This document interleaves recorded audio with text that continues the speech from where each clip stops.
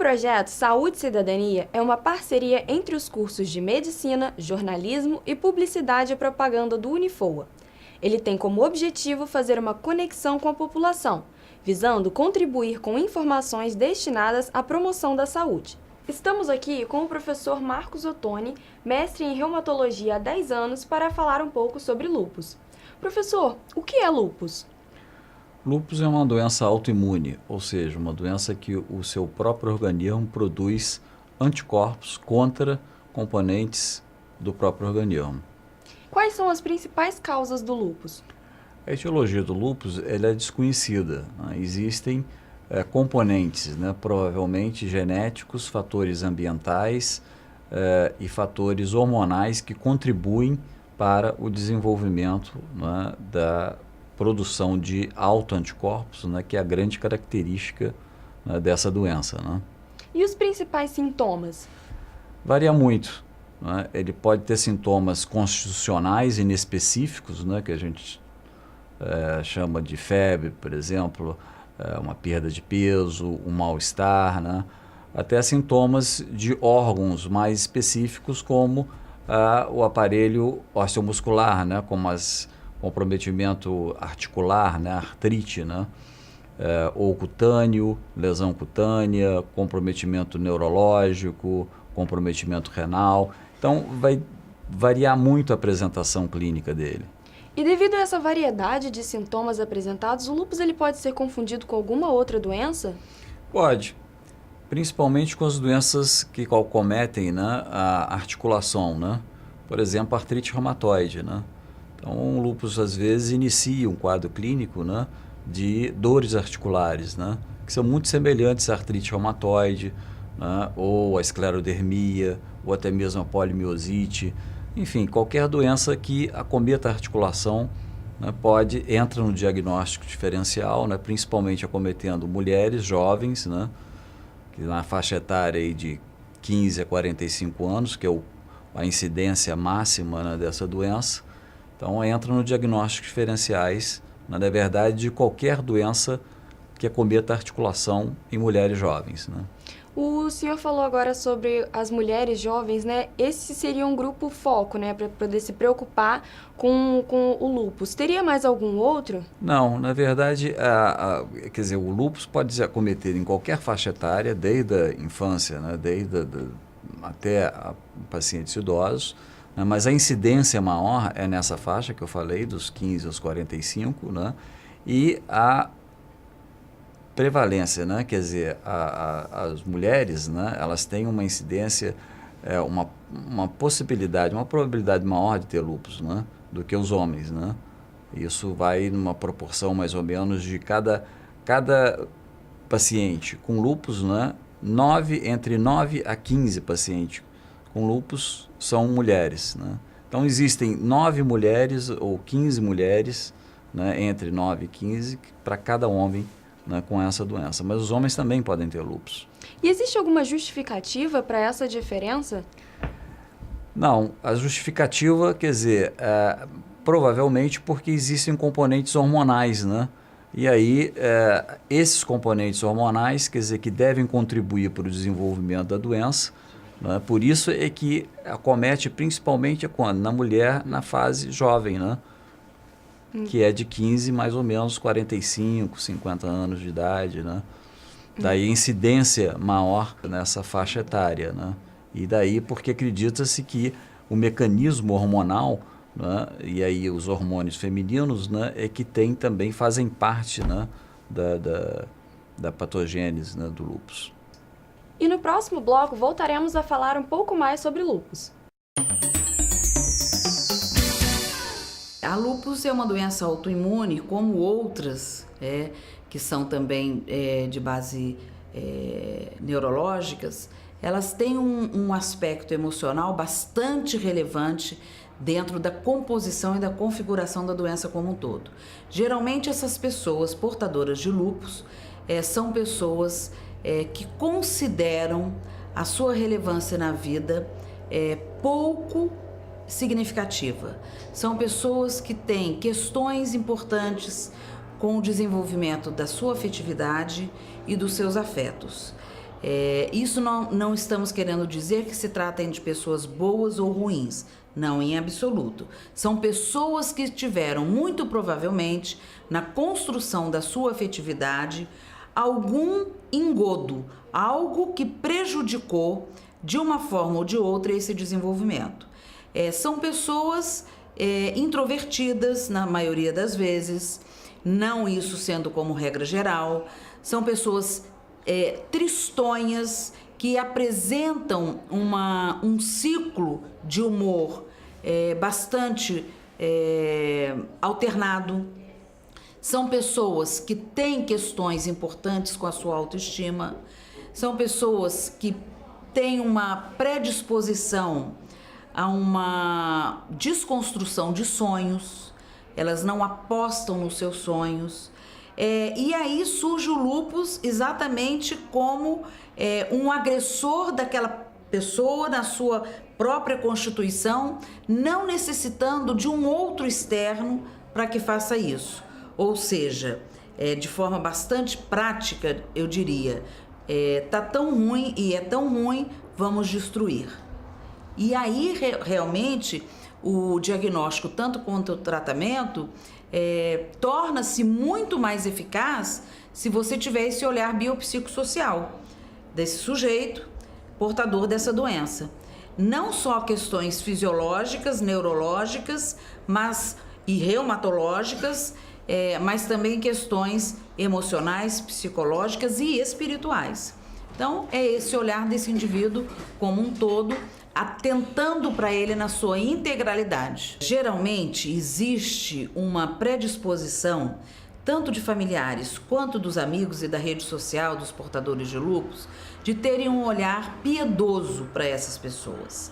E isso só prejudica, porque na verdade é a autopiedade que acaba culminando com essa questão da aquisição e o desenvolvimento da doença.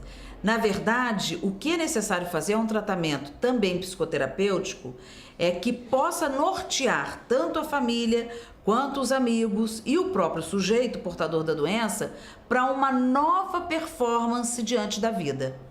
Não há piedade, não há a baixa autoestima e tentar trazer esse sujeito para a realidade, porque ele constrói um imaginário de deficiência, de piedade, de vítima, e se a família e os amigos continuam nesse processo, a tendência de se obter a remissão dos surtos da doença é muito mais remota.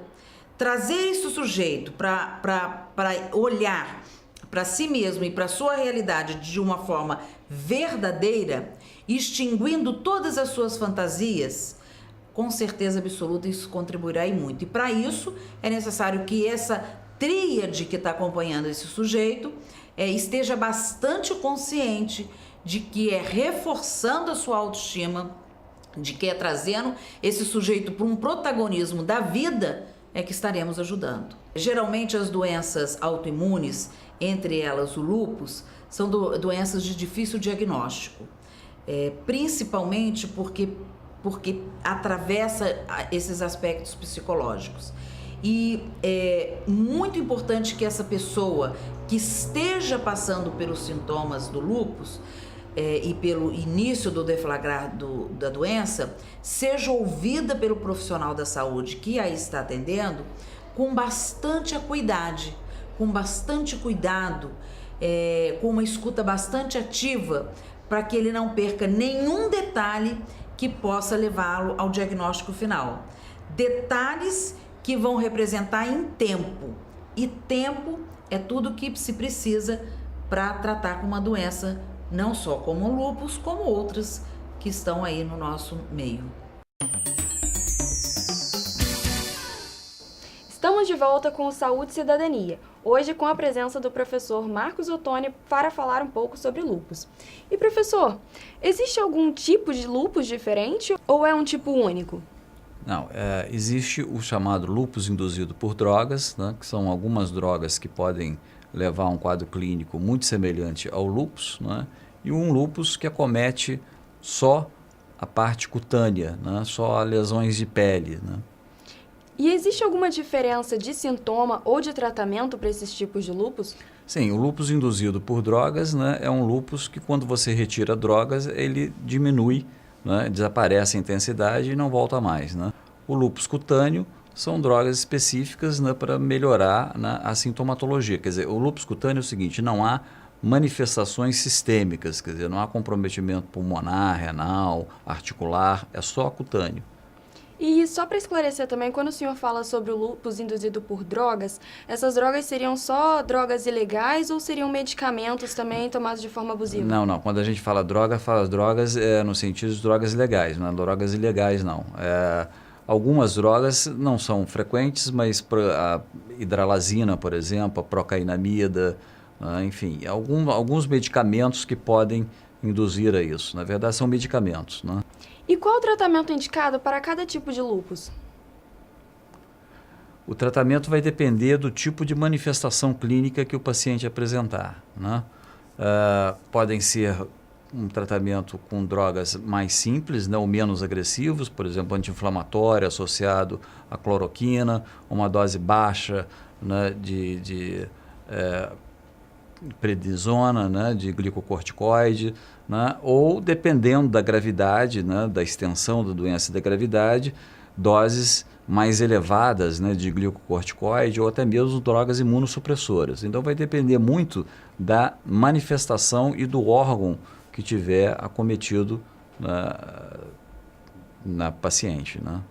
E quais as complicações que a doença pode trazer na vida do paciente? Novamente, o lúpus é uma doença crônica, né?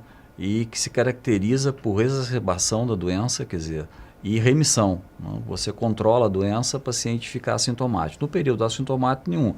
Mas é uma doença que vai depender, novamente, de que órgão ela tiver sido acometido, né? Qual órgão-alvo que, por exemplo, o rim dessa paciente foi acometido ou o pulmão dessa paciente. Então vai depender da gravidade da doença, né? E da resposta que a paciente tiver, né, ao tratamento. Então a complicação, né, os cuidados que essa paciente devem ter é exatamente tentar, né, com que se evite as exacerbações, né, da doença, né? Mas vai depender de qual órgão for cometido, né? Um paciente não tratado, ou às vezes um paciente de uma forma muito agressiva, ele pode levar até insuficiência renal e o paciente ter que se submeter à diálise, né? E tem algum órgão que ele está mais propenso a ser agredido pela doença do lúpus? Tem. O lúpus, ele principalmente, quase que a grande maioria, né, acomete articulação e pele, né? São os sistemas mais frequentemente acometidos. Mais de 80% dos pacientes com lúpus, né, têm comprometimento tanto cutâneo como comprometimento articular, né? Outros menos, mais intensas, né? Renal, por exemplo, mais ou menos em torno de 50%, e varia, né, dos pacientes. Os mais frequentes é dor articular, né, quer dizer, artralgia, artrite, né, e manifestação cutânea com lesão cutânea, eritematosa, são os dois mais frequentes. E no próximo bloco voltaremos a falar um pouco mais sobre o lúpus. O lúpus, ele pode, então, acometendo a pele, os cuidados principais é o cuidado com a luz solar, né? Se proteger da luz solar. E sempre hidratação, consumo de líquido. Então, o contato com a pele, você vai procurar não ficar no sol sem uma proteção e sair de casa de manhã cedo, mesmo no mormaço, com o protetor solar. Autodiagnóstico é uma coisa meio difícil de a gente falar sobre isso. Né? No caso de uma patologia como o lúpus, que não acomete só a pele. O lúpus pode ter acometimento articular, cardíaco, renal, até mesmo cerebral. Então, você tendo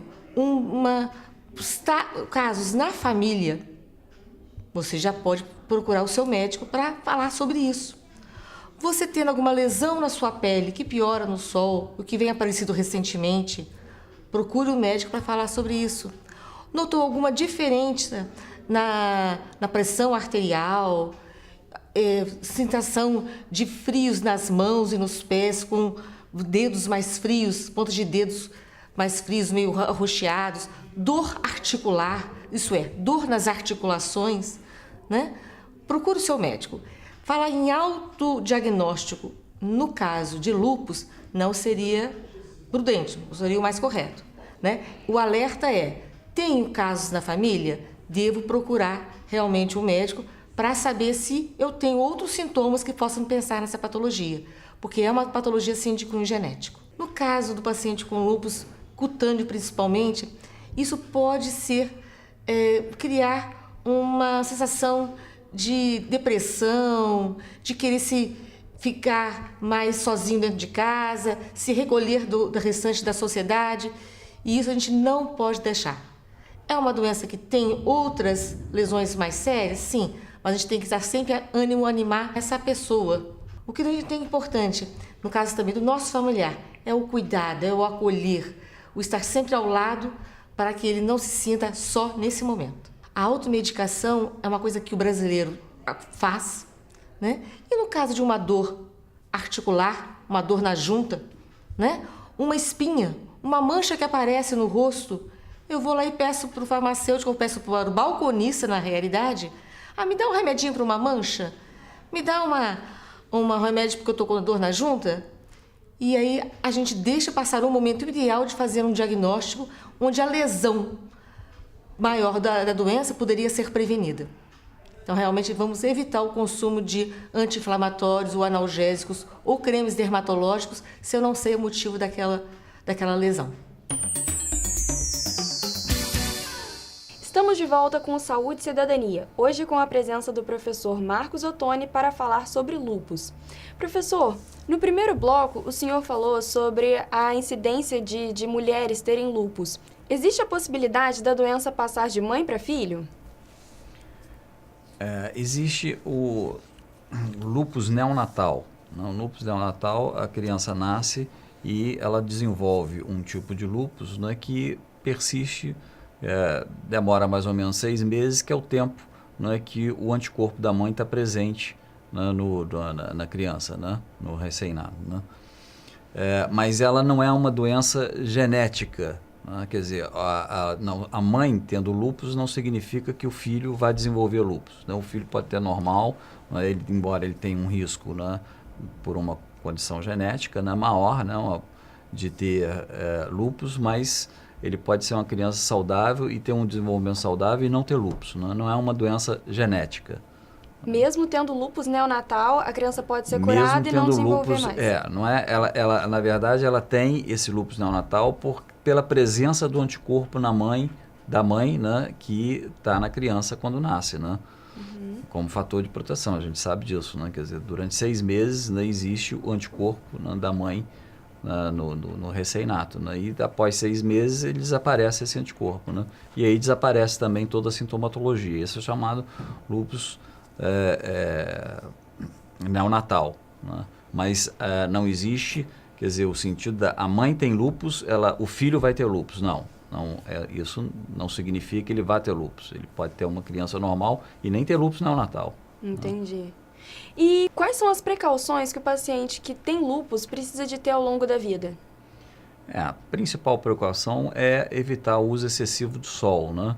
Quer dizer, quando sair, né, usar protetor solar, né, contra ultravioleta A e B, né, de preferência usar chapéu, né, ou guarda-chuva no sol, principalmente no sol muito intenso, evitar calor muito intenso, né, exercícios de uma forma moderada, né, e aí vai depender de que tipo de tratamento também ele está fazendo. Por exemplo, se está fazendo uma dose alta de corticoide ou uma dose de corticoide durante um período prolongado, né, mas fazer a prevenção, né, de doenças aí, não do lúpus, mas daquilo que o corticoide, né, do uso excessivo do corticoide pode levar, como por exemplo a osteoporose.